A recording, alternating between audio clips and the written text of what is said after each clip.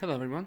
I just realized that it's been a year since I bought the Q Acoustics 3000 cinema speakers, and I haven't really talked about them. So I thought I'll give a quick 1 year impressions slash review video of it.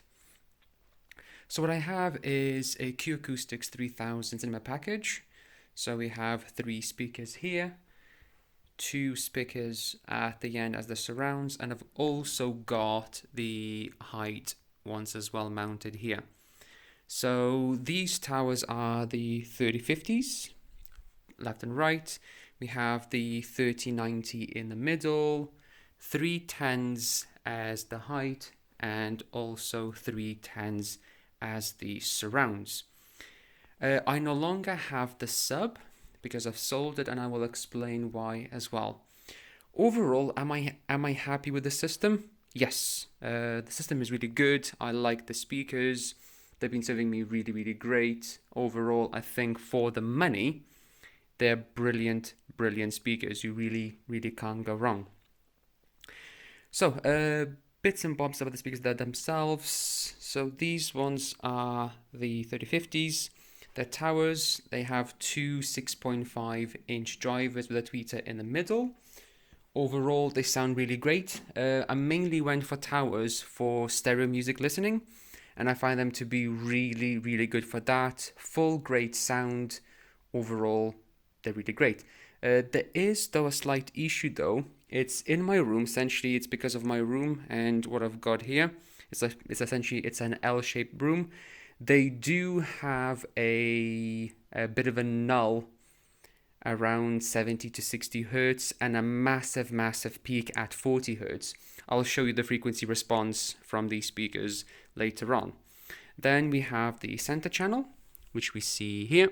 That's the 3090, and this has two 4-inch drivers right there with a tweeter in the middle. And then of course we have the 3010s, so just come here, show that as well. 3010s, these ones also have a 4-inch driver with a tweeter on the side.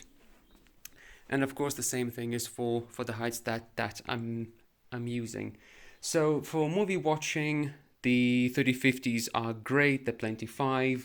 3010s are also really good. The one thing I do feel is lacking is sadly the center channel here.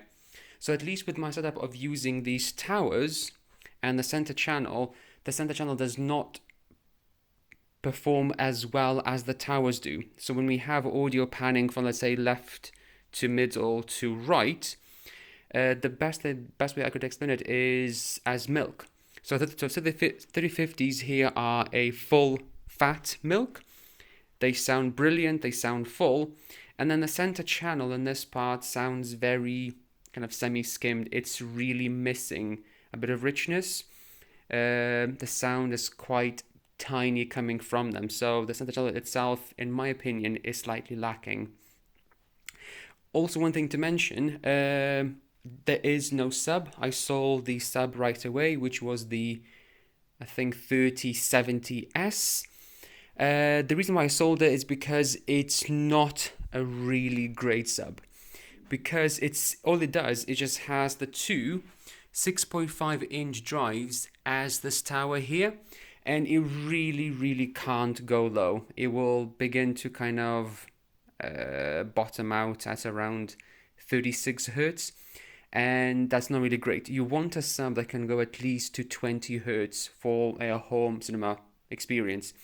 If you're planning to have music, then just the towers are plenty fine. I don't think the sub really adds much to it. So I pretty much sold mine one within the first week of owning it. The sub is not that great. I've run through a few subs. Currently I'm rocking a dual SVS PB 3000s, which you see on the right there, and they're absolutely brilliant. But anyway, my room is quite hard to drive because of the larger space. Plus, it opens up into a dining room, and that really makes things a lot more difficult.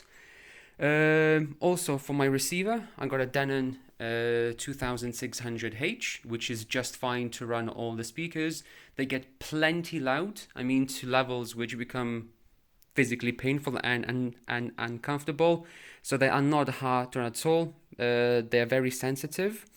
So you don't need a very powerful receiver to run the setup as it is. So the basic summary is for the money, I think the 3000 Q Acoustics cinema package is really great value for money. The speakers sound great. The 3050s perform really well for music listening, which they sound beautifully. The center channel though is a weak point. I think it should have been at minimum a 5 or 5.5 inch drivers compared to the 4-inch drivers there. So they do lag quite a bit. I've seen a few people as well use the 3020s as the center channel compared to using the 3090 as you see here. And also the sub is not that great. I'll also attach frequency responses from my room. Of course, that was my my room response, but it's really lacking, and the most I can see it being used for is music. If you want to watch movies, you'll be missing a lot of that really fun bass that happens 30 hertz below. So around from 30 to 20, you want to have that bass to have nice output and sort of that great experience for home cinema. So overall, the first thing I would say you should do is sell the sub and get yourself something a bit more powerful, something that can actually go down low. Pretty much that's all I wanted to say. In that regard as well, I'll be also actually upgrading the center channel and then possibly moving outwards, but I'm not too sure because I do love the 3050s. They're just such a great sounding speaker, and I've really enjoyed them for music and movie watching as well. Just the 3090 has been letting me down ever so slightly because I just think it's not up to par as the same speakers alongside of it. That's pretty much all. Thank you so much.